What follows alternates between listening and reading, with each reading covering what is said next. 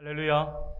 네, 반갑습니다. 이제 우리 지금 매주 청지기 세미나를 우리가 진행이 됩니다. 오늘 주부에 또 오타가 나 있죠. 오늘 2강입니다. 2강. 1강으로 되어 있습니다. 예, 죄송합니다.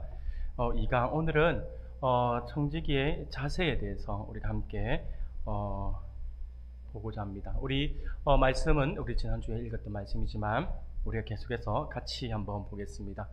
예.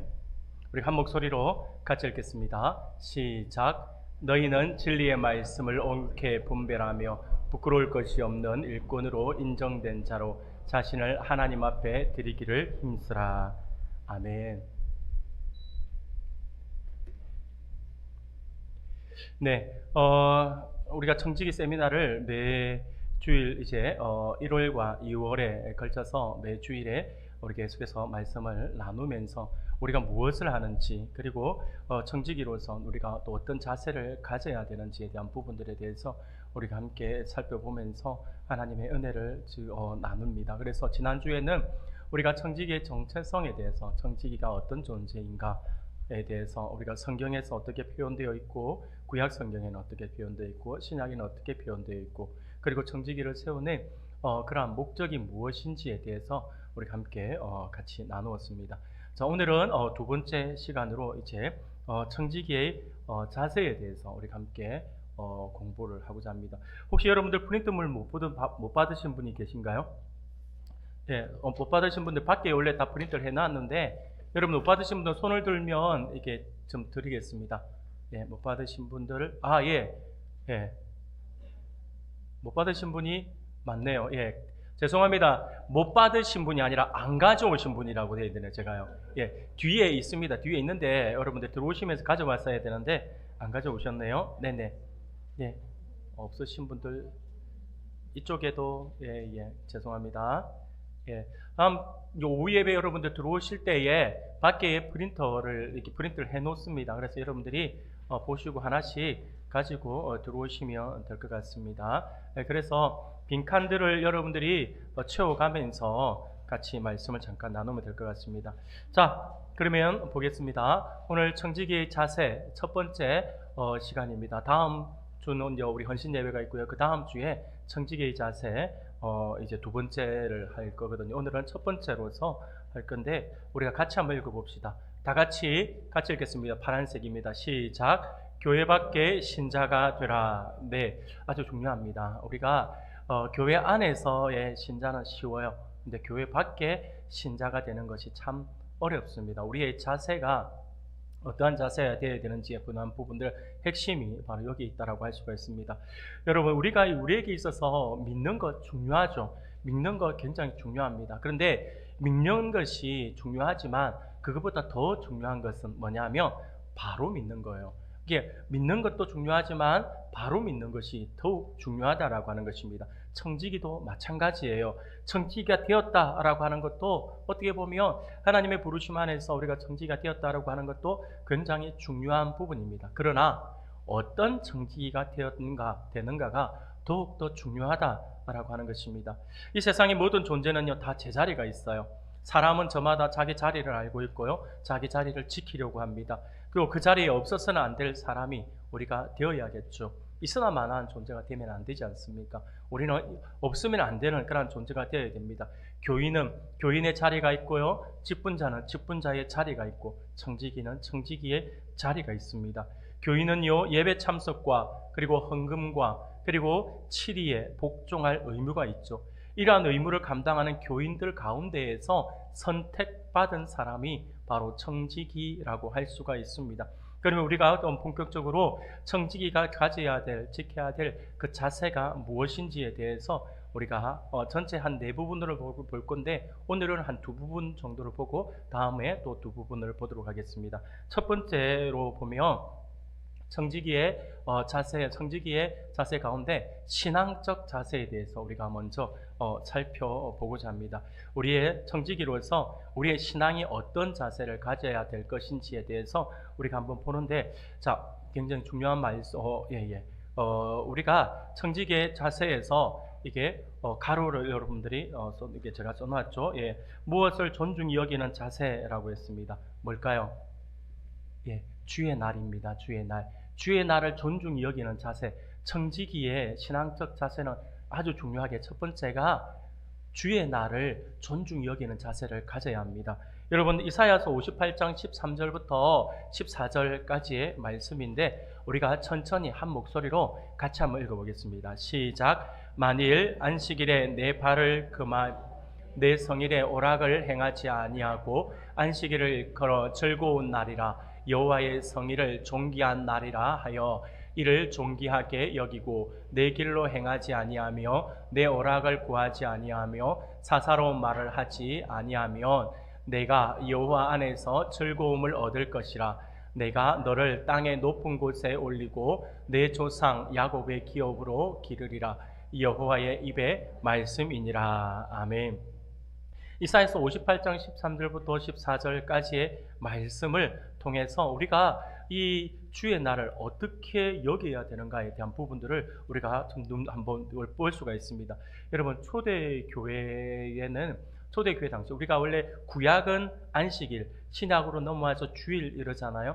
엄밀히 이야기하면 안식일은 토요일입니다. 토요일. 그래서 지금도 우리 가운데 이단 가운데에서 제칠 안식교 이런 데가 있잖아요. 이처럼 제칠 안식교도 그렇게 하고 안상홍 전인의 하나님의 교회 여기도 토요일을 자기네들이 안식일로 정해서 이렇게 정하고 있습니다. 그래서 그 사람들은요, 성경에 말하고 있는 그 안식일을 우리 한국 교회 개신교회가 그것을 바르게 하지 않는다라고 해서 틀렸다라고 막 그렇게 이야기를 하죠. 하지만 우리가 이 안식일을 오늘날 주의로 섬기는 것은요, 바로 성경에 근거한 겁니다. 신약에서 안식 후 첫날, 우리 주님이 부활하신 날이에요. 안식 후 첫날을 우리가 주일날, 주의 날이다, 주님의 날이다 라고 이렇게 우리가 부르면서 그리스도인들이 함께 모여서 떡을 떼고 하나님의 말씀을 강론했다라고 하는 거죠. 그래서 우리는요, 주일을 안식일과 같이 이렇게 여겨서 주일을 섬긴다라고 하는 것을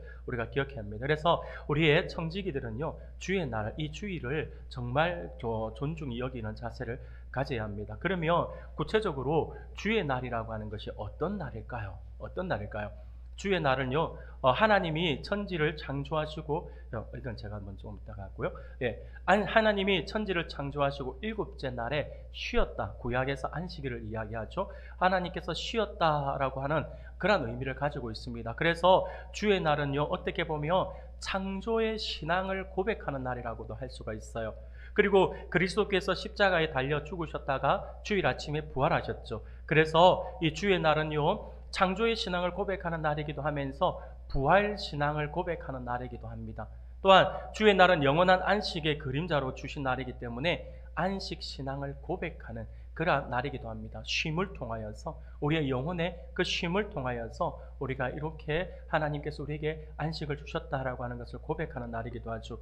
또한 주의 날은 부활은요, 천지 창조보다 중대한 의의를 가지고 있어요. 우리에게는 천지 창조도 중요하지만 부활 신앙은 우리에게 더더욱이 중요합니다. 그래서 천지 창조보다 중대한, 어떻게 보면 더 큰 의의를 가지고 있기 때문에 우리가 일요일, 안식 후 첫날, 일요일이라고 하죠. 이 일요일을 우리가 주의 날, 주일 또는 성일이라고 부르면서 기쁨과 감사와 축복으로 우리가 지키게 되었다라고 하는 것입니다. 그래서 주의 날의 그 개념을 우리가 알고 있어야 될 것입니다. 그러면 조금 더 구체적으로 해서 주의 날이 어떤 날인가라고 이야기를 할 때에 우리가 기억할 것이 바로 이거예요.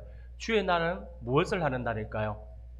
예배하는 날입니다. 주의 날은 무조건 여러분들 기억하셔야 돼요. 예배하는 날이에요.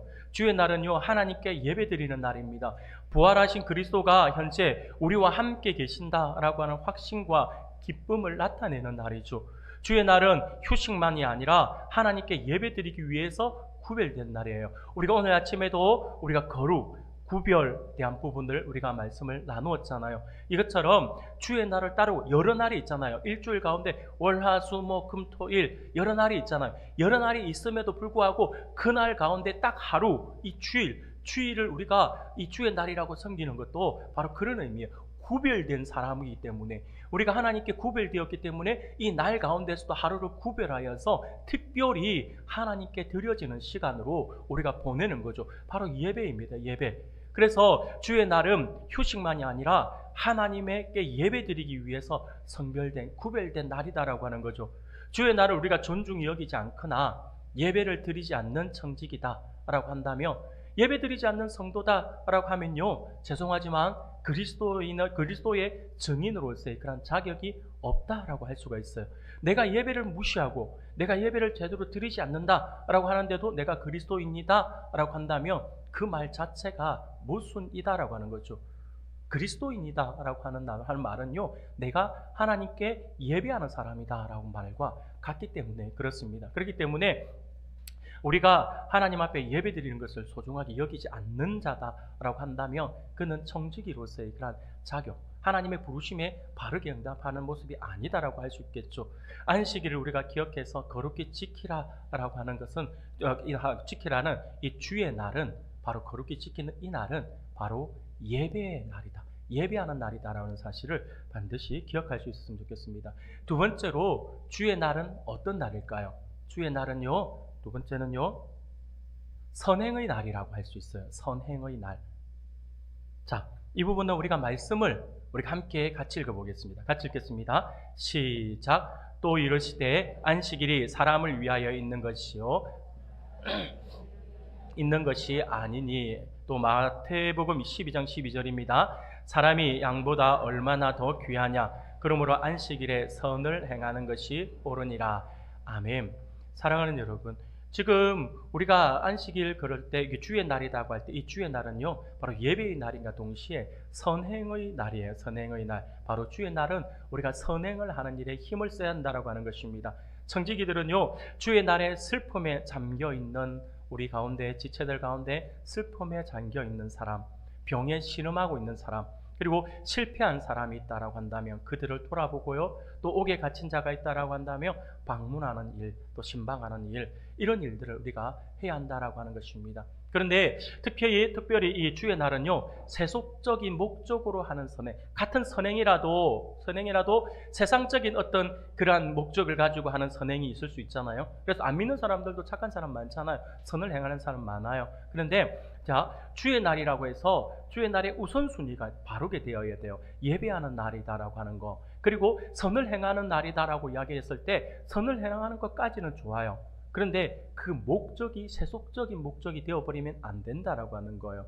선을 행하는 날이지만 세속적인 목적으로 하는 선행이 아니라 우리 주님의 영광을 위해 그리스도의 정신으로 하는 선행, 그 선행이 우선 되어야 한다라고 하는 거죠. 그래서 교회 안에서 우리가 함께 모였을 때에 여러분들 기간별로 아니면 목장별로 모임이 있다 했을 때 우리 목장 가운데, 목원 가운데 누군가가 지금 아파서 병원에 있다라고 한다면 그 목장에서 신방을 할 수 있도록, 그 전도회에서 신방을 할 수 있도록 하는 날이죠. 이게 선행을 하는 날이에요. 하나님의 영광을 위하여서. 그게 바로 그 날입니다. 바로 선행을 위한 날이다라고 하는 것이죠. 그러면 있잖아요, 우리 주의 날을 우리가 어떻게 지켜야 하는가, 어떤 날이다라고 하는 것을 우리가 함께 보았는데, 주의 날을 그러면 어떻게 지켜야 하는가도 한번 살펴볼 필요가 있습니다. 주의 날은 하나님께 예배드리며 이웃을 위해 선행을 하는 날이기 때문에 개인적인 모든 일을 스스로 쉬고, 또 육신의 사업, 우리 학생들은 학업하는 일, 또 잠시 정리를 해야 돼요. 잠시 정리정돈을 하고 예배에 지장이 있으면 안 됩니다. 예배에 지장이 없도록 해야 한다라고 하는 것입니다. 자, 그래서 우리가 주의 날을 어떻게 보내야 되는가 할 때 첫 번째 주의 날은 바로 거룩하게 지켜야 합니다. 오늘 오전에도 우리가 거룩에 대해서 함께 말씀을 나눴는데 바로 거룩, 구별한다라고 이야기했죠. 자, 거룩하게 지켜야 되는 날입니다. 세상 일에 떠나시면서 일체의, 조금 전에 우리가 이사야서 말씀을 보았잖아요. 일체의 오락을 떠나야 합니다. 오락을 떠나야 한다라고 하는 말이 교회에서 함께 웃고 즐거워하고 교제의 시간을 나누는 것을 금한다라고 하는 게 아니에요. 교회 밖에서 세상적인 거, 예배가 우선이 되어야 되는데 예배가 우선이 되지 않고 예배가 없이 그냥 세상적인 그런 놀이들, 그런 즐거움, 어떤 예를 들어 가지고 산행, 아니면 또 이게 낚시, 동아리 뭐 이런 거 있잖아. 이런 것들 통해 가지고 하는 것들이 우리가 금해야 된다라고 하는 거죠. 예배가 우선이 되어야 되고 우리가 함께 그리스도 안에서 같은 공동체 안에서 함께 즐겁게 교제를 나누고 웃고 즐기는 것을 금하는 것이 아니라 그것은 권장되는 모습이죠. 그러나 우리가 그렇지 않고 나의 욕심, 세상적인 어떤 정욕을 우리가 정욕을 위해서 일체의 오락을 한다든지 이런 부분들을 우리가 금해야 되고요. 우리가 알고 있는 것처럼 사고 파는 일이나 거래하는 일체의 일을 우리가 그만두고 모든 시간을 예배드리는 일에만 사용되어야 합니다. 그런데 이것이 과거에 우리가 어릴 때에 배울 때 하고 지금은 많은 개념에 있어서 조금은 완화된 것이 사실입니다. 근데 이게 완화되었다라고 하는 것이 뭐 옛날 구약 시대에 또 이야기하던 것처럼 구약에 미시나라고 해서 율법을 또다시 해석을 하면서 만들어 놓은 또 다른 율법이 있거든요. 그 미시나의 조약대로 한다면, 그 말대로 한다면 우리는 못 지켜요.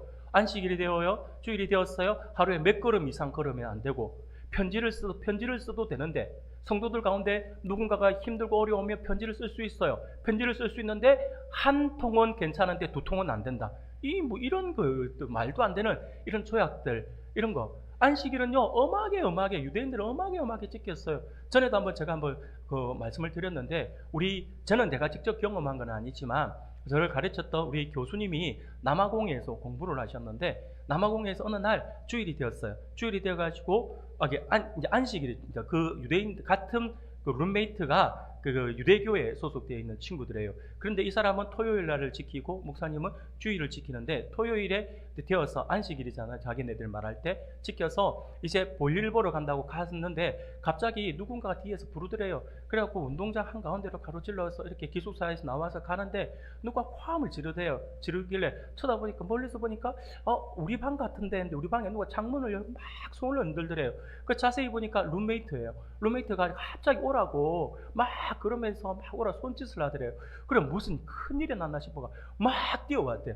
거기서부터 무슨 일인가 싶어가지고 막 뛰어가지고 그냥 막 계단 한 4층 되는 건물을 막 그냥 엘리베이터도 안 기다리고 그냥 모다닥 뛰어 올라가지고 무슨 일이냐 싶어 문 열고 팍 열면서 왜 무슨 일 있냐라고 했더니, 미안하다, 안식일이라서 내가 일 못한다, 불 좀 끄고 가라. 와, 완전히 교수님이 얼마나 속이 상하든지, 그렇다고 애 때릴 수는 없잖아요. 너무 열받아가지고 그렇게 막 하면서 그때 수업 시간에 그런 이야기를 하더라고요. 여러분, 이렇게 어떤 문자적으로 이렇게 지키는 부분들을 우리가 이야기하는 게 아니에요. 그게 아니고 오늘날 같은 경우는 여러분들 이 부분들에 대해서 지금 과거에 우리가 지키던 그런 안식일의 개념과 지금은 좀 많이 이렇게 완화되었다라고 보기보다는 좀 시대적 상황 속에서 우리가 평일에 만날 수 있는 시간이 많이 없어요. 직장에서 일을 하다 보면 만날 수 있는 시간도 없고요. 어떤 사람은요, 일주일 내도록, 그런 사람이 있을 수 있잖아요. 일주일 일을 하는데 일주일 내도록 내가 야간 근무를 들어가요. 야간 근무를 들어가다 보니까 집에 어떤 식료품이라든지 이런 걸 살 수 있는 시간이 없어요. 갔다 오면 맨날 마트는 문 닫고 있고요. 낮에는 갔다 와서 아침에 막 비몽사몽간에 막 장을 볼고 하기도 힘드니까, 그러다 보니까 주일날 예배 다 마치고 나서 이제 그 출근 안 하니까 저녁에 예배 다 마치고 집에 가면서 장을 보고 갔어요. 장을 보고 가는데 이걸 가지고 이렇게 가지고 막 뭐라고 하면서 이런 부분들에 대해서, 이런 부분들을, 이게 예를 들어 먹고 사는 부분에 있어서 내가 내 오락을 위해서, 내가 즐기기 위해서 아니라 최소한의 우리 어떤 그 식생활을 위한 부분이잖아요. 그런 부분들은 우리가 허용이 어느 정도는 되어야 된다라고 정죄를 해가지고, 그런데 내가 일주일 동안 그러면 내 야간 근무가 안 들어가는 날까지 내가 어떻게 기다려? 뭘 할 수만 있다면, 평일 낮에 할 수가 있다면 그래 하면 좋죠. 우리가 신방 같은 경우도 할 수만 있으면 우리가 신방 가는 음료수라든지 어떤 그런 선물 같은 거 미리 준비하면 제일 좋아요. 그게 가장 우선적이에요. 그런데 갑자기 급하게 교회 왔는데, 다 같이 왔는데 누가 지금 병원에 있다더라. 그래? 그럼 우리가 신방을 가야 되는데 다 같이 가려고 하니까 오늘 말고는 시간이 없어요. 그 예배 다 마치고 가려고 하는데 안식일에 돈을 쓰지 말라 했다 해가지고 아무것도 안 들고 빈손으로 갈 수는 없는 거잖아요.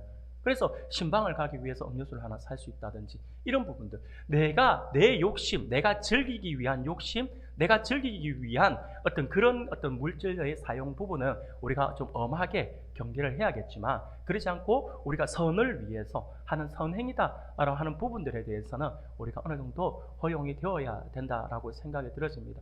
우리 부산노회에 제가 왔어요. 우리 부산노회에 왔을 때 오니까 아직은 우리 부산노회에는 그 어르신들의 어떤 그 영향력이 많아가지고 이런 부분들이 좀 엄하게 이야기하시는 경우들이 많이 있더라고요. 근데 제가 이제 앞에 있던 교회라든 다른 노회에서 있을 때에는 대부분의 좀 규모가 있는 교회들 보면, 그래서 일부러 그러는 건 아니에요. 저도 가르칠 때, 우리 학생들한테도 가르칠 때도 그랬는데, 일부러 평일에 토요일이나 이런 날 너희들이 모임을 할 수 있는데도 불구하고 일부러 주일에 맞춰가지고, 일부러 시간 꼭 주일에만 맞춰가지고 하는 건 옳지 않다. 그러나 가장 많은 교제를 하기 위해서 많이 모이려고 하니까 사람들 직장이 다 서로 다르잖아요. 다르기 때문에 토요일 늦게까지 일하는 사람이 있고, 그래서 예전에 우리 여기 지금 나영이 앉아있지만, 나영이 같은 경우도 우리가 얼마 전까지 일을 할 때는 사역자처럼 월요일 쉬었어요.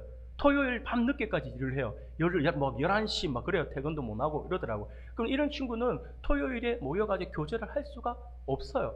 그러면 차츰차츰 이런 시간이 길어지잖아요. 이런 시간이 길어지면 교제에 깊이 있게 못 들어오면 좀 소외감을 느낄 경우들이 많이 있어요. 그렇기 때문에 우리가 가급적이면 매번은 아니지만 그래도 모두가 다 함께 교제할 수 있는 시간으로 주일에 모든 일과를 다 마치고 잠시 교제를 나누는 것도 어느 정도 허용이 되어야 된다라고 저는 생각을 합니다. 엄하게 율법의 잣대를 가지고 들이대면 여러분들 주일에 여러분들 예배드리면 못 드려요.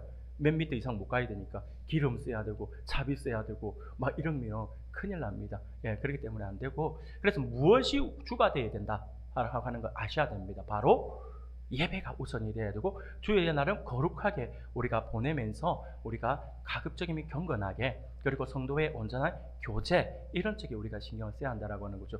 그리고 공예배에는 온 가족이 참석하되 자신과 다른 일을 위해서 기도해야 하며, 또 교회와 목회자와 또 목회자와 또 교인과 나라를 위해 기도하는 시간으로 보내야 된다라고 하는 것입니다. 그리고 두 번째, 주의 날을 어떻게 보내야 돼? 어떻게 우리가 여겨야 하냐면, 어떻게 지켜야 하냐면, 주의 날은요, 아주 우리가 귀중한 날로 여러분들 아셔야 됩니다. 귀중한 날, 거룩하게 보내도 귀중한 날이라고 하는데, 말 그대로 구별되어 있는 날이에요. 말 그대로 거룩한 날이에요. 그러면 거룩한 날을 우리가 소중하게 여기지 않는다, 귀중하게 여기지 않는다, 그 말 자체가 좀 모순이죠.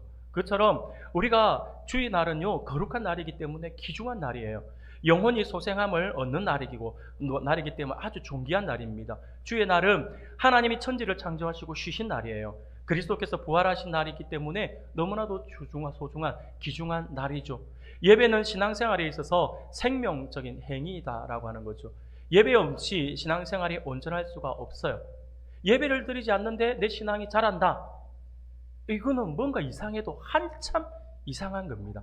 그래서 신앙생활을 우리가 제대로 하려면 예배가 우선이 되어야 됩니다. 주일 예배는 하나님께 대한 그리스도인의 의무다라고 하는 것을 깨닫고, 주의 날을 정말 귀한 날로 우리가 섬겨야 한다, 여겨야 한다라고 하는 거죠. 그리고 주의 날을 우리가 기쁜 날로 여러분들 지켜야 합니다. 기쁜 날로. 주의 날은 죄악의 고통에서 사죄의 은총을 받았잖아요. 하늘의 위로를 받으며 기쁘게 지키는 날입니다. 과거에 죄인이었던 우리가 예수님의 피로 구원받고 기뻐하는 날이 주의 날이므로, 이 날은 하나님 앞에서 온 가족이 함께 모여서 즐겁게 찬송하며 기쁘게 보내야 되는 거예요. 여러분, 우리에게 구원의 기쁨이 있잖아요. 구원의 기쁨과 구원의 감격이 있으며 주의 날이 아니 기쁠 수가 없어요. 예전에 어떤 분이 그런 말을 하더라고요. 이제 교회를 나왔어요. 그러고는 신앙생활을 했는데 너무나도 감격의 연속인 거죠. 그리고 이 예배 드리려고 하는 것, 주일에 성도들 모여가 교제하는 게 얼마나 감격되고 얼마나 기쁜 날인지 모르겠다라고 하는 거예요. 네. 그러면서 뭐라고 이야기를 하냐면, 저한테 지나가는 이야기하면서, 목사님, 저는요, 주의 날, 주일이요, 1년 365일이 주일이었으면 좋겠어요. 막 이러더라고요. 그래가 순간 그 마음에 이해를 되는데 순간 제가 웃으면서 1년 365일 주일이면 제가 1년 365일 주일 예배를 인도해야 되는데 저 좀 힘든데요. 웃으면서 그런 이야기를 했거든요. 제가 왜 이야기하냐면 그만큼 구원의 감격을 가지고 있는 사람들은 이 날이 얼마나 기쁜 날인지, 그래서 이 날이 얼마나 우리가 해방되는 날이잖아요. 영이 해방되는 날이잖아요. 그러니 이 날을 우리가 기쁜 날로 섬겨야 된다라고 하는 게 확 와닿는 거죠. 그래서 기쁜 날이라고, 우리가 주의 날을 기쁜 날로 우리가 섬겨야 한다라고 하는 것을 우리가 분명히 기억해야 하겠습니다. 그리고 가로로 해서 두 번째로 우리가 주의에다 이 날은 우리가 예배를 존중히 여기는 자세를 우리가 가져야 합니다. 우리가 첫 번째가 앞서에서 주의 날을 존중히 여기는 자세를 가져야 된다라고 말씀을 드렸어요. 그리고 주의 날이 어떤 날인가에 대한 부분들을 우리가 세부적으로 보았고요. 두 번째로 이 날은 예배를 존중히 여기는 자세를 우리가 가져야 합니다. 예배는 여러 번 지금 강조하고 있습니다. 여러 번 강조해도 지나침이 없는 것이 예배예요. 여러분들 요한복음 4장 24절 우리가 같이 한번 읽어볼까요? 같이 읽겠습니다. 시작. 하나님은 영이시니 예배하는 자가 영과 진리로 예배할지니라 라고 말씀을 드립니다. 여러분, 우리가 예배란 뭔가 라고 하는 부분들에 대해서 우리가 기억하셔야 합니다. 예배는 그냥 앉아서, 여러분들이 설교자는 앞에서 설교하고 여러분들은 앉아서 그냥 있으며 설교회를 듣고 있는 이 모든 행위를 우리는 예배한다라고 생각을 하지만 아니에요. 원래 예배는 어떤 히브리어 원어를 보면 이 원어의 뜻이 어떤 의미를 가지고 있냐면 섬긴다의 의미를 가지고 있어요. 섬긴다. 그래서 우리의 예배는요, 잘 기억하셔야 합니다. 공예배로서 앉아서 드리는 예배도 우리의 예배이지만 성도 간에 예배를 마치고, 이 공예배를 마치고 우리가 식탁 교제를 나누고 또 목장에서 나누고 여러 가지 교제를 하잖아요. 그 또한 예배의 행위 안에 포함되는 겁니다. 여러분들 섬기는 거, 주방에서 섬기는 거, 방송실에서 섬기는 거, 찬양팀으로 섬기는 거, 그 모든 교사로 섬기고 그 모든 섬기는 행위 다 하나님을 위한 거잖아요. 바로 예배의 행위 안에 포함이 되는 부분입니다. 그래서 우리가 이 예배는 하는 것은요, 섬긴다라고 하는 의미도 가지고 있고 또 무릎을 꿇고 경배하는 것이다라고 이야기를 해요. 우리가 겸손한 마음으로 나와서 앉아서 겸손하게 우리가 이 예배에 임하는 그것 또한 우리에게 중요합니다. 그래서 시편을 보면 시편 95편 6절에 오라 우리가 굽혀 경배하며 우리를 지으신 여호와 앞에 무릎을 꿇자라고 하잖아요. 그 행위, 그 모든 행위, 머리를 숙이는 그 행위, 겸손히 엎드리는 그 행위, 그 모두가 다 예배 안에 포함이 됩니다. 여러분들 잘 아시는 거지만 이 부분을 다시 한번 점검할 필요가 있습니다. 여러분, 우리가 드리는 예배의 대상 누구이십니까? 당연히 하나님이십니다. 여러분들 기억하셔야 돼요. 예배의 대상이 여러분들 예배의 대상 하나님이에요. 그런데 오늘날 많은 부분에서 변질이 되어서 우리의 예배의 대상이 하나님이 아닌 경우가 많아요. 우리의 예배의 대상이 물질인 경우가 많고요. 우리의 예배의 대상이 자녀인 경우가 많아요. 이 틀렸어요. 왜 제가 그런 말을 하냐면 하나님보다 우선되기 때문에. 하나님보다 우선되는 그것이 예배의 대상이 되어버린 거죠. 그래서 그것을 우리는 우상이라고 이야기를 한다라고 하는 거죠. 우리의 예배의 대상 하나님이십니다. 우리가 예배하는 하나님은요, 우주 만물을 창조하신 전능하신 하나님이시잖아요. 만물을 다스리시는 섭리의 하나님이세요. 하나님은 죄인들을 구원하시기 위해서 독생자를 세상에 보내기까지 하신 사랑의 아버지시잖아요.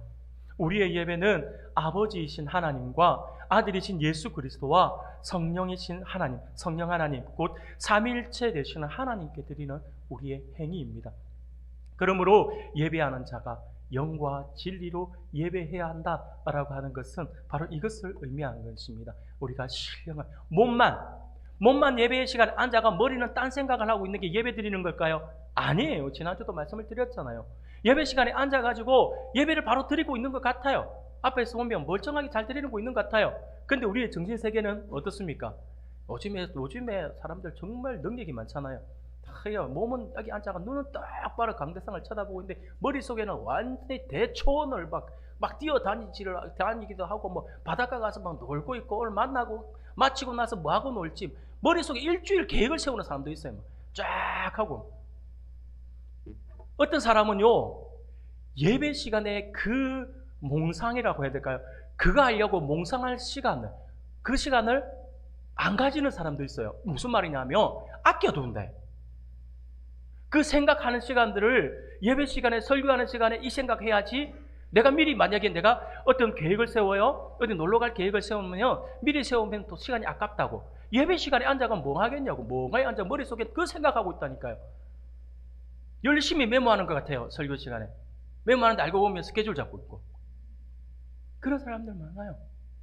예배가, 예배의 대상이 하나님이 아니어버렸어.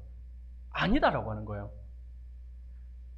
바로 영과 진리로 예배한다라고 하는 말이 그 말이에요. 우리의 몸뿐만 아니라 우리의 영까지 하나님께로 집중하고 진리 대신 주님과 함께 우리의 순수한 마음으로 하나님께 드리는 그 예배, 그 예배를 하나님 기뻐하시고 그러한 예배 드리는 예배자를 하나님은 지금도 찾고 계신다고요. 그러면 여러분, 우리의 예배의 목적은 뭘까요? 예배의 목적 잘 아시는 거예요. 여러분들 늘 말씀하시는 거죠. 예배의 목적은요, 교파와 사람에 따라 분명히 다르게 말을 할 수 있어요. 생각에 따라서 조금씩 다르게 말을 할 수 있지만 한 가지는 동일합니다. 그 동일한 그것이 무엇이냐면 바로 하나님의 영광인 거죠. 하나님의 영광을 위한 것이 우리의 예배의 목적입니다. 그래서 우리가 늘 항상 예배 드리면서 있을 때 이게 하나님께 영광이 되는 거야. 그래서 내가 딴 생각을 하고 딴 짓을 하고 우리가 이렇게 정성껏 준비되어 있지 않으면 하나님께서 받으시지 않는다라고 하는 것. 이사야서에 나오는 이 이스라엘 백성들이 그랬어요. 그들은요, 하나님 앞에 예배 드렸어요. 제사하는 사람들이고 제사 드리는 민족이었어요. 근데 이사야 1장에 아주 무서운 이야기를 해요. 그들이 와서 제사를 드리고 예배를 드리지만 성경은 뭐라고 이야기하냐면 온전히 예배 드렸다라고 말하는 것이 아니라 마당만 밟고 갈 뿐이다라고 이야기를 해요. 오늘날 여러분도 한번 생각해 보세요. 지금 내가 온전한 예배를 드리고 있는지, 교회의 마당만 밟고 있는 것은 아닌지. 이게 우리의 예배의 분명한 목적이 되어야 합니다. 하나님께 영광을 돌리는 거예요. 그러면 여러분, 이렇게 한번 생각해 봅시다. 하나님께 영광을 돌리기 위함이다라고 했는데, 그러면 하나님께 영광을 돌리는 것, 어떻게 우리가 하나님께 영광을 돌릴 수 있을까요? 이것은요, 고린도전서 14장의 말씀을 우리가 가만히 묵상하며 하나로 딱 정리할 수 있습니다. 하나님께 영광을 돌리는 것은 어떻게 영광을 돌려드리냐니까 교회의 덕을 통해서, 예배를, 교회의 덕을 통해서 하나님께 영광을 돌리는 겁니다. 이게 구체적으로 제가 말씀을 드리면 바로 교회의 덕을 위해서 하나님께 영광을 돌린다, 이 말이 무슨 말이냐면, 여러분, 예배를 통해서 우리의 믿음이 자라요. 예배를 통해서 우리의 사랑이 커져요. 소망이 생겨요. 그리고 용서와 겸손한 마음들이 우리 안에서 예배를 통해서, 진실한 그 예배를 통해서 함량되어지면서 교인들이 교회에서나 가정에서나 사회에서 아주 덕스러운 생활을 하게 되잖아요. 달라진 모습을 가지게 되잖아요. 오늘 오전에도 그랬잖아요. 예전에는 내가 세상 사람들과 동화되어서 살아가다 보니까 세상 사람들과 구별되지 않았는데, 내가 온전한 예배를 통해서 하나님을 만나고 하나님 앞에서 내가 어떤 모습으로 살아가야 될 것인가에 대한 그 정체성이 다시 확립되면서 내가 바르게 살려고 노력을 해요. 덕스러운 생활로 삶이 바뀌어져요. 그렇게 자연스럽게 바뀌게 되면 자연스러운 그 생활을 통해서 하나님께 영광이 돌아가게 되어 있다라고 하는 거죠. 아, 예수 믿는 네가, 너를 보니까 이렇네. 예전에 전에 한번 제가 간증무리하게 해서 우리 제자 한 명을 소개했던 기억이 나는데, 여러분들 기억하시는지 모르겠습니다. 이 아이가 예전에는 게임에만 빠져 있었어요. 군대 가기 전에는 게임에만 빠져서 늘 게임만 하던 친구였어요. 근데 이 친구가 교회의 청소년부에서 전도를 했는데 친구를 데리고 왔어요. 친구를 데리고 왔는데, 근데 그 친구가 와서 같이 신앙생활을 하는데 어느 날 이 친구가 교회를 안 나왔어요. 데리고 온 친구가, 이제 그 새로운 온 친구가 안 나오는 거예요. 안 나오고는 한 2년인가 3년 뒤에 다시 교회를 나와요. 그 사이에 처음에 전도했던 이 아이가 군대를 갔어요. 군대를 가가지고 놀라운 변화가 일어난 거예요. 군대를 갔는데 얘가 군대에서 이렇게 신앙생활을 하고 또 군생활을 하다 보니까 내가 뭘가 틀렸는가에 대한 부분들이 하나씩 생각하게 되었대요. 그전에는 늘 게임만 하고 늘 PC방 가 있고 막 그러던 친구가 이제 그런 걸 하지 못하고 군대에 가놓으니까, 군대에서 스스로 한번 생각을 해봤어요. 내가 왜 태어났고 내가 왜 살아야 되고 이런 것들에 대해서 한번 생각을 해봤대요. 그러면서 자기가 하나님의 백성이다, 하나님의 자녀라고 하는 게 이렇게 확 와닿대요. 그러면서 신앙생활을 군생활을 하는 가운데 신앙생활을 바르게 하려고 발버둥 치기 시작해요. 그러더니 제대를 했어요. 제대를 하고 났는데 PC방 딱 끊어요. 딱 끊고 나서 딱 공부하고, 그래 신앙생활도 하고, 거의 교회에서 먹고 살다시피 하면서, 그러면서 찬양인도도 하고 청년회 회장도 하고 막 그러는 거예요. 그러니까 앞에 이 친구의 청소년 때 이 친구 전도를 받았던 친구가 다시 교회에 나오기 시작하는 거예요. 근데 그 전도 받았던 그 친구와 제가 교육을 하는데 이 친구가 했던 간증이에요. 뭐라고 이야기했냐면, 지가 그 앞에 있는 친구가, 앞에 저희를 전도했던 친구가 교회를 가자고 해서 교회를 왔는데, 교회 와서 생활하다 보니까 신앙생활을 뭐 이렇게 어떻게 하라고 말씀을 하는데, 근데 자기를 전도했던 친구를 보니까 맨날 PC방 가 있고 맨날 게임하고 있고 맨날 놀더라고 하는 거죠. 예수 믿는 친구하고 나하고 다를 게 하나도 없네? 뭐가 달라도 달라야 된다, 다른 게 하나도 없네? 그러면 내가 교회 왜 가? 안 가? 그러면서 안 왔대요. 그런데 이 애가 군대 갔다 와서 변화된 모습을 본 거죠. 변화된 모습을 보니까, 그러면서 이 친구가 와서 저하고 공부를 하면서 간증했던 그 이야기가 뭐냐면, 걔가 믿는 하나님이 어떤 하나님이시길래 사람을 이렇게 바꿔놨을까? 그러면서 나도 너처럼 한번 믿어볼게, 나도 너처럼 한번 되고 싶어 라고 하면서 그 친구 보고는 그 친구의 선한 모습을 보면서 도전을 받아가지고 그때부터 신앙생활을 하겠다라고 다짐했다라고 하는 거예요. 무슨 말씀인지 알겠습니까? 여러분, 복음이라고 하는 것이 다른 데에서부터 묻어나는 게 아니에요. 우리의 덕스러운 모습, 예수를 제대로 믿어가지고 우리의 덕스러운 모습들, 그 모습을 통해서 믿지 않는 사람들이 도전을 받게 되어 있다라고 하는 거죠. 이게 하나님께 영광이 아니고 뭐가 있습니까? 그의 삶을 통해서 안 믿는 친구가 교회를 나와요. 하나님께 영광이잖아요. 하나님께 영광 돌려드리는 것은 다른 데 있지 않아요. 우리가 하나님의 백성답게 살아가기만 해도 돼요. 그게 중요하다라고 하는 것입니다. 자, 그리고 예배를 그러면 드리기 위해서 우리는 어떤 준비를 해야 하는가라고 하는 부분들. 예배는요, 하나님께 드리는 거잖아요. 하나님께 드린 거기 때문에 여러분들 마음과 육체를 준비해야 합니다. 아무렇게나 나오시면 안 돼요. 마음도 준비해야 돼요. 한 주간 삶 속에서 내가 예배 드리기 위해서, 이번 예배를 참석하기 위해서, 하나님 만나기 위해서 내가 어떤 마음을 가지고 와야 하는지 육체로도 준비를 해야 돼요. 할 수만 있다면 여러분들 가장 예쁜 거, 좋은 거, 깨끗한 거, 화려한 거 입으라는 게 아니에요. 깨끗한 거 입고 나와야 되죠. 예배하러 나올 때는 그렇게 나와야 합니다. 예전에 그런 이야기를 한번 말씀을 드렸어요. 예전에 앞에 있던 교회에서, 그 앞에 있던 교회네요. 우리 어르신들이, 우리 청년들이 좀 여름이면 좀 옷을 좀 가볍게 입잖아요. 가볍게 입어요. 가볍게 입기 때문에 막 앞에서 찬양 인도한다 그러면서 옷을 가볍게 입고, 옷을 너무, 제가 여기서 편하게 여러분들한테 좀 완화시켜서 가볍게 입는 거예요. 가볍게 있지만 흔히들 어른들로 표현대로 한다면 거의 반쯤 벗고 다닌다. 어찌 예배드리러 오는 친구가 옷을 반쯤 벗고 오는가? 막 그렇게 하면서 막 화를 내면서 제가 담당자니까 저에게 아이들 옷 입는 거 좀 이렇게 좀 하시고 막 그렇게 하더라고요. 저는 근데 솔직히 이야기해서 그런 이야기 들으면 화가 나요. 화가. 왜 화가 나냐면, 아니 그 아이들이 옷을 어른들이 볼 때는 벗고 온다라고 하지만 그 아이들은요, 교회 오면서 그 옷을 입는 이유가 뭐냐면 이쁜 옷이에요. 그 옷이 제 신상이에요. 제 신상인데 그 옷을, 남자들은 좀 이런 거 덜 하지만 여성분들 제 신상 아무도 안 입고 나 혼자만 제 신상 입어요. 그 입는 이유가 뭡니까? 자랑 아니에요. 자랑. 내가 이거 입었다, 이런 거 입는다라고 하는 게 자랑이잖아요. 그러니까 그래 제가 그 장로님한테 그런 이야기를 했어요. 아니 장로님, 그렇게 보지 마시고 이 아이가 얼마나 예쁜 옷을 샀으면 그 옷 입고 광안리나 해운대나 서면이나 남포동이나 다른 세상 친구들을 자랑하러 가는 게 아니라 예수님한테 옷 자랑하려고 온 거예요. 얼마나 이쁩니까? 너무 뭐라 하지 맙시다. 제가 했던 기억이 나요. 그렇다고 여러분들, 우리 청년들은 그런 친구도 없기 때문에 지금 이야기합니다. 벗고 다니는 건 아니니까. 생각만 조금만 바꾸면 된다라고 하는 거죠. 여러분, 예배하러 올 때 가급적이면 깨끗하게, 그리고 이렇게 그냥 편하게 체육복 질질 끌고 입고 막 그냥 오고 싶은 대로 그냥 오는 것보다는 깨끗하게.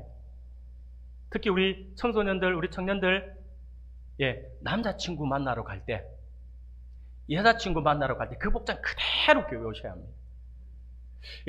남자친구 만나러 가는데, 양말도 안 신고, 슬리퍼 질질 끌고, 반바지 입고, 체육복 입고, 걸쳐가지고, 옷에 이게 김치국물 하나 또 흘러져 있는 그런 거 입고 나가는 친구들은 그거 그대로 입고 오시면 됩니다. 근데 양심껏 그리 안 하잖아요. 우리가 그렇게 준비를 해야 되고요. 준비한 단정한 모습으로 와야겠죠. 예배자는 적어도 예배 시간 10분 전에는 오셔야 합니다. 10분 전에 오셔가지고 교회를 위해서 기도하고 예배를 위해서 기도해야 합니다.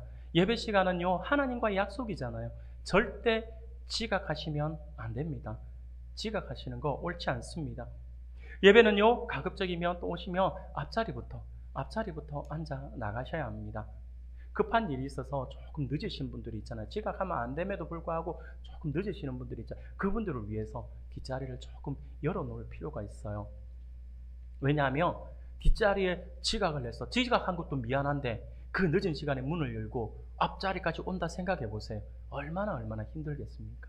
그래서 앞에서부터 앉아주시고 뒷자리는 만약 정말 부득이하게 조금 늦으시는 분들을 위해서 열어놔야 되는데 그걸 또 이용하시면 안 됩니다. 뒷자리부터 그렇게 하지 마시고요. 앞자리부터 앉으셔야 하고, 안내를 맡았다라고 한다면 최소한 30분 전에는 오셔가지고 기도로 준비하고 해야 합니다.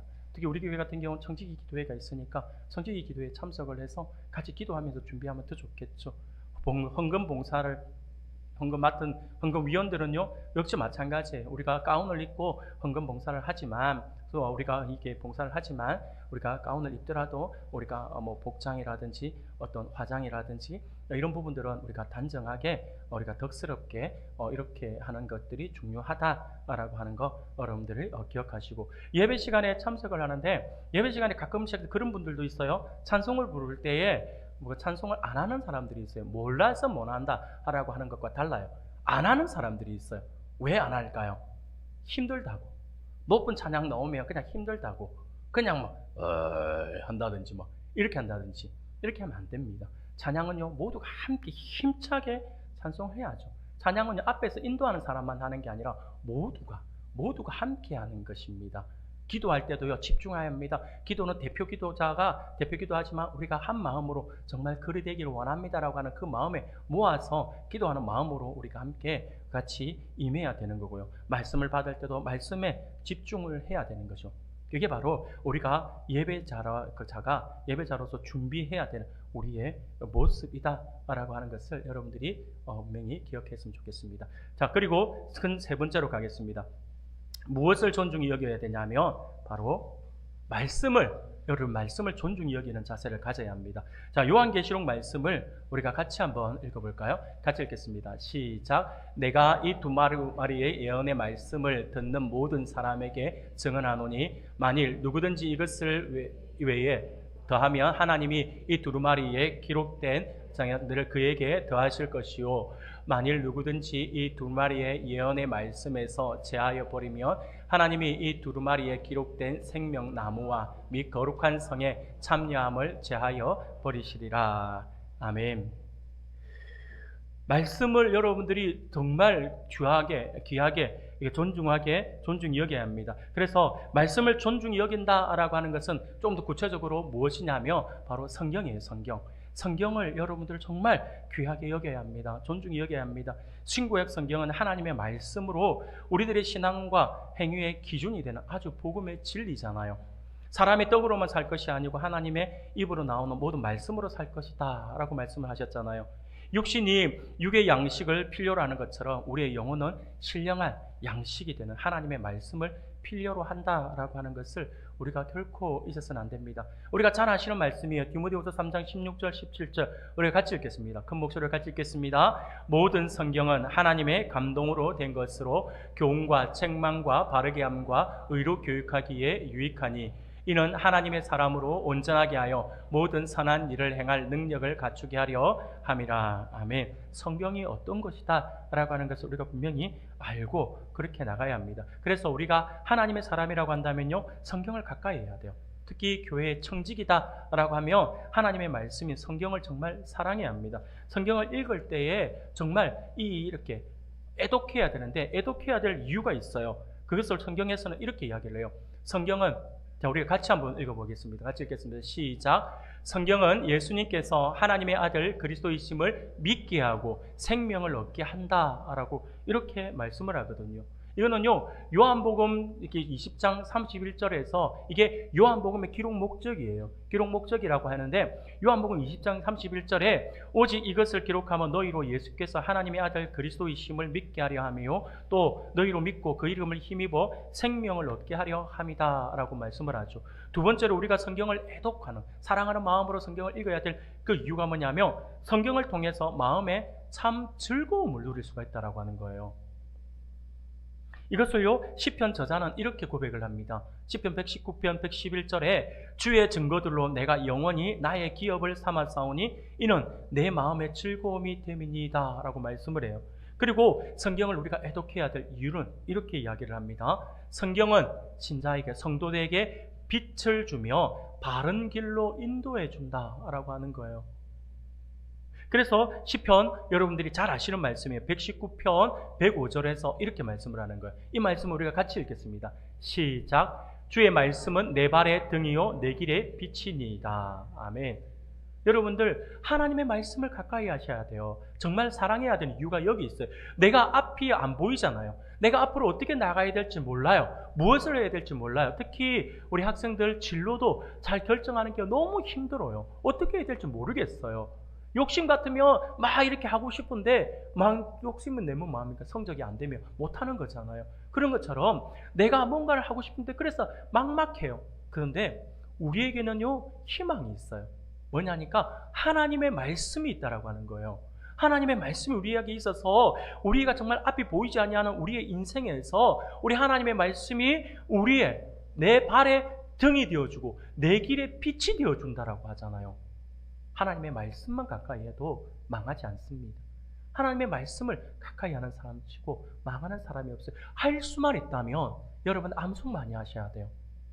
암송 많이 하셔가지고 내가 힘들고 어려울 때, 아니면 내가 조금 어떤 난간에 부딪혔을 때 그 말씀이 떠오르게 해야 돼요. 하나님의 말씀은요, 위기 때에 빛이 납니다. 복음을 전하는 현장에서 빛이 나고요. 그 말씀의 역사를 경험하고 싶다. 암송을 많이 하세요. 암송을 많이 하셔야 합니다. 자, 그러면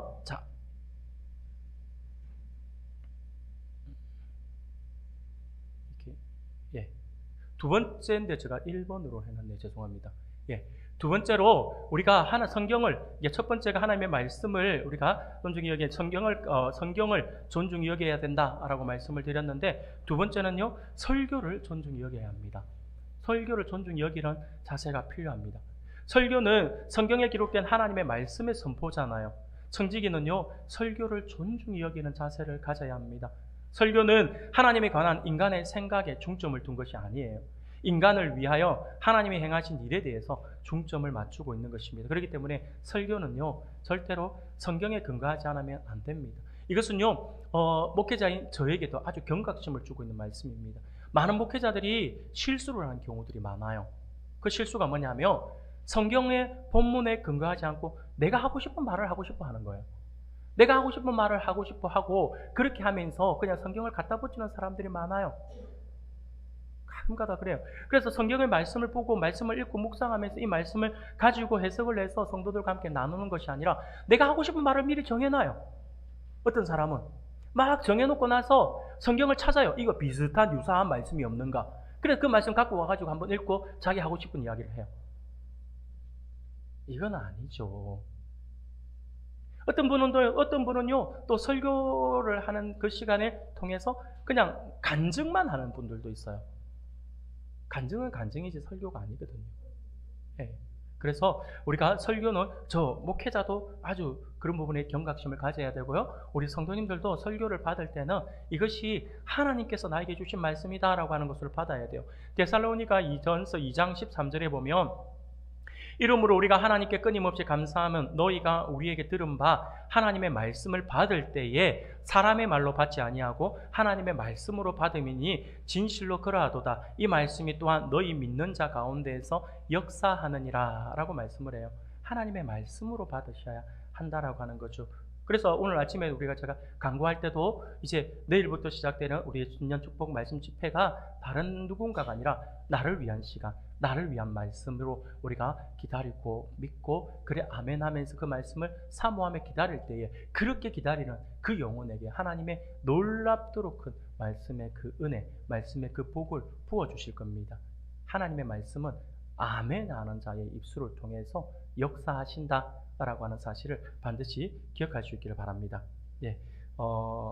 그래서 이것도 넘어가도록 하겠습니다. 청지기의 큰 두 번째입니다. 두 번째로 청지기의 그럼 정신적 자세에 대해서 신앙적 자세 우리가 보고 정신적 자세에 대해서 우리가 한번 보는데 어떤 마인드를 가지는 것도 굉장히 중요하겠죠. 첫 번째가 이거예요. 청지기는요 주인 정신이 있어야 돼요. 주인의 정신. 자, 한번 볼게요. 베드로전서 5장 2절 말씀입니다. 우리가 한 목소리로 같이 한번 읽어보겠습니다. 시작. 너희 중에 있는 하나님의 양무리를 취대 억지로 하지 말고 하나님의 뜻을 따라 자원함으로 하며 들어온 이득을 위하여 하지 말고 기꺼이 하라. 아멘. 여러분들 기억하셔야 돼요. 교회의 주인, 우리가 교회의 주인 이야기 많이 하잖아요. 신령상이라고 표현을 할 수 있는데 교회의 신령상 주인은 하나님이에요. 영적인 부분에 있어서 교회의 주인은 하나님이에요. 자, 그럼 영적인 부분을 빼고 교회의 조직, 교회 조직의 주인은 누굴까요? 어려워요. 많은 사람들이 이걸 오해를 해요. 교회의 주인은 목사라고 생각을 해요. 교회의 주인이 목사입니까? 아닙니다. 근데 권사님 너무 세게 이야기하시니까. 아닙니다. 저보고 뭐 주인 하라 해도 제가 주인 할 자격도 안 되고 안 됩니다. 교회 주인은 목사가 아니에요. 근데 안 믿는 사람들은 교회 주인이 목사라고 생각을 하더라고요. 그래서 어떤 분은요 그런 분들이 있어요. 깜짝 놀랐어요. 목사가 그 주일에 헌금하면 그 헌금 목사가 다 가져가잖아. 와, 그런 교회 있을까요? 없습니다. 말도 안 되는 소리를 하고 있어요. 어디서 그런 건 있더라고요. 아마 이게 교회가 아니라 큰 절 말고 작은 사찰이라고 하나요? 동네에 조그마한 것들 있잖아요. 그런 거는 스가 다 자기가 주인이라 하더라고요. 1년에 얼마씩 들어온다 막 이런 거 막 자기네들끼리 막 이야기를 하고 하는 걸 들었는데, 그래갖고 그때 제 친구 그 가운데 그 친구의 친구가 스님의 아들인 거죠. 그러면서 웃으면서 자기 적나라하게 이야기를, 그 친구도 그런 이야기 하고 돌아다니면 안 되는데 적나라하게 이야기해요. 이번 4월 첫 파일에 우리 아버지가 이번에 한 2억 들어왔다던데, 우리 아버지 이번에 한 3억 들어왔다던데, 뭐 그러고 돌아다니고 있더라고요. 근데 그게 다 자기가 가져가는 것 같다라고 하더라고요. 그건 제가 모르겠어요. 제가 또 자세한 건 모르기 때문에. 교회의 주인은 목사가 아니라 교회의 주인이 누굴까요? 교회의 주인은요, 조직교회의 주인은요, 세례교인입니다. 여러분들이에요.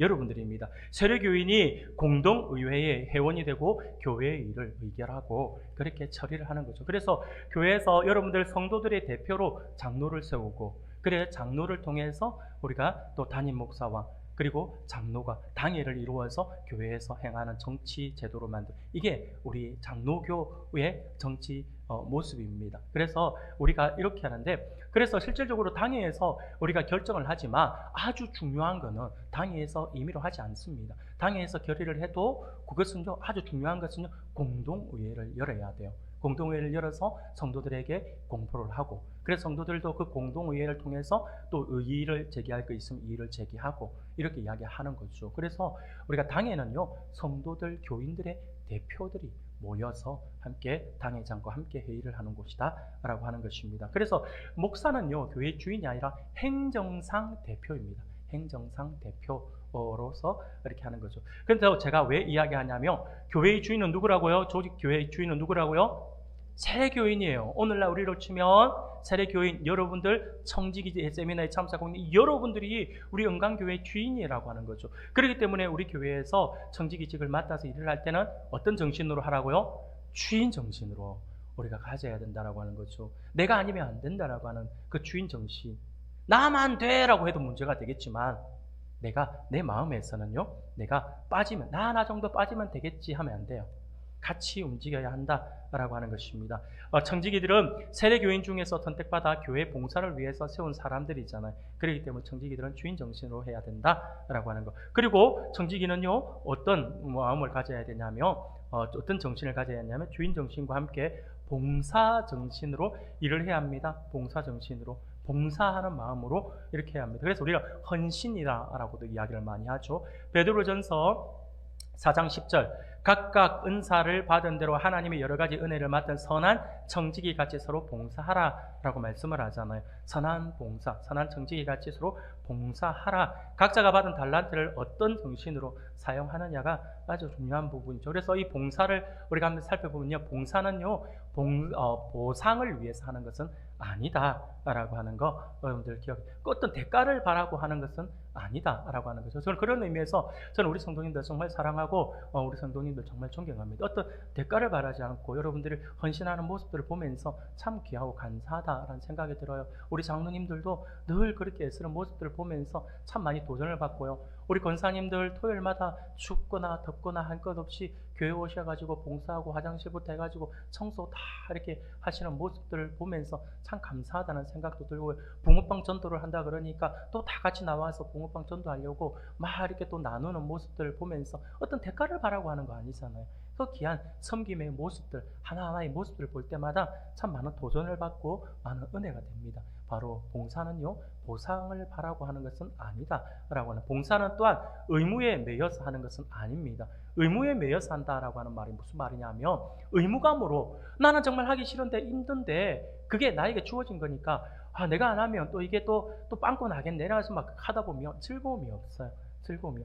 의무감을 가지고 있는 것은 중요합니다. 아주 좋은 모습 자세예요. 그러나 그 의무감이 나를 짓눌려가지고 내 안에 기쁨이 없다라고 한다면 문제가 됩니다. 그렇기 때문에 우리는 순전한 의무감이 있어야 되죠. 순전한 그때 즐거운 마음으로 우리가 봉사할 때 우리가 기쁨이 있잖아요. 기쁨이 있는 그 의무. 그래서 우리가 봉사는요, 의무에 어떤 매여서 일하는 것이 아니라 기쁨 가운데에서 하는 것이다 라고 하는 거고요. 그리고 봉사는요, 주님께 하듯 하는 생활이죠. 주님께 무엇을 하든지 주께 하듯 하라 라고 말씀을 하잖아요. 이게 에베소서 6장 7절 말씀이거든요. 기쁜 마음으로 섬기기를 주께 하듯 하고 사람들에게 하듯 하지 말라.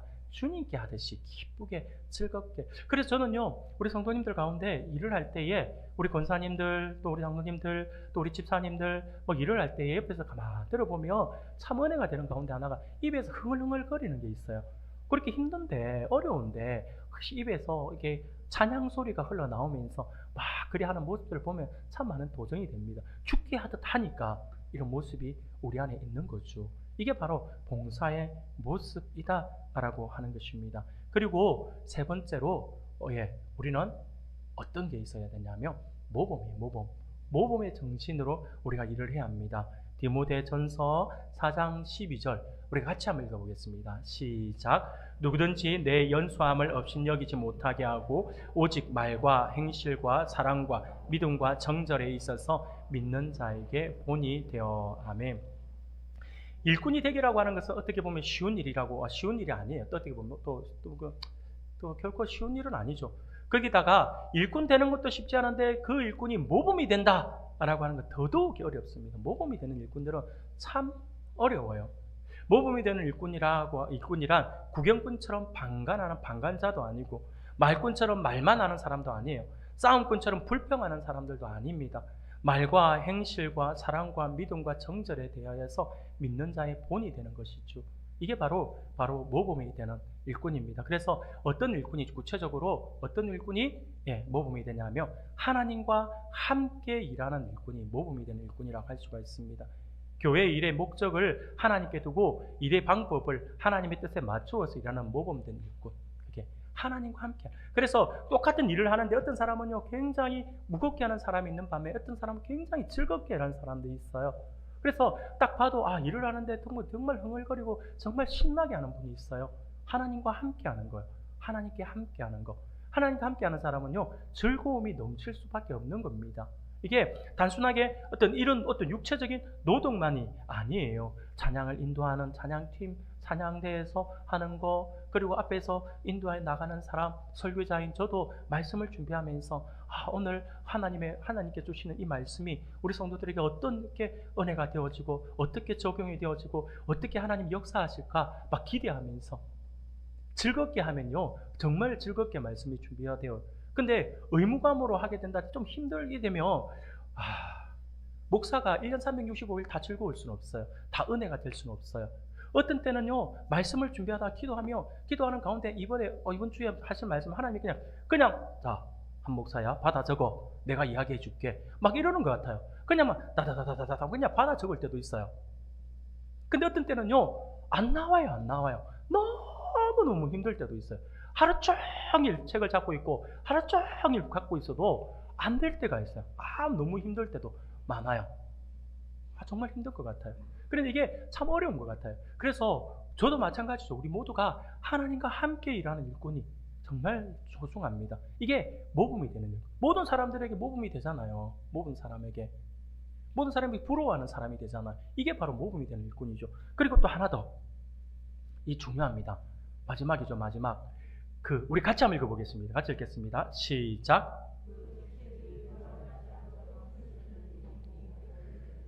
그 직책이 비방받지 않도록 힘쓰는 일꾼이다라고. 이게 뭘까요? 뭘 말하는 걸까요? 일을 하다 보면 실수하기도 쉽고 남에게 오해받기도 합니다. 그러나 청지기는 그 직책이 비방받지 않도록 무슨 일에나 아무에게든 꺼리낌이 없이 일을 해야 된다라고 하는 것. 직책을 가지고 군림을 한다든지, 직책을 가지고 어떤 권력을 행사한다든지, 직책을 가지고 내가 하고 싶은 대로 막 이렇게 한다든지, 자기에 유익하게 한다든지 이래 되면 그 직책이 뭐가 되나요? 무기가 되어버리는 거잖아요. 그렇게 되어버리면 안 됩니다. 또 일을 또 그런 분들 있잖아요. 일은 잘해요. 정말 은혜롭게 잘해요. 은혜롭게 정말 일을 잘하는데 마지막에 꼭 실수를 해요. 말이라든지 행동이라든지 이런 것들로 또 실수를 할 때가 있어요. 그러다 보면 지금까지 쌓아왔던 게 또 피방을 받을 수가 있어요. 열심히 일을 했는데 그 일에 대한 거에 대한 박수를 받아야 되는데도 불구하고 그것을 박수를 받지 못할 수가 있거든요. 이게 바로 그 직책이 비방받지 않도록 힘써야 한다라고. 항상 직책이 비방받지 않도록 힘쓰기 위해서는 우리가 뭘 해야 되냐면 겸손이에요. 겸손. 항상 겸손입니다. 겸손이 안에 있어야 합니다.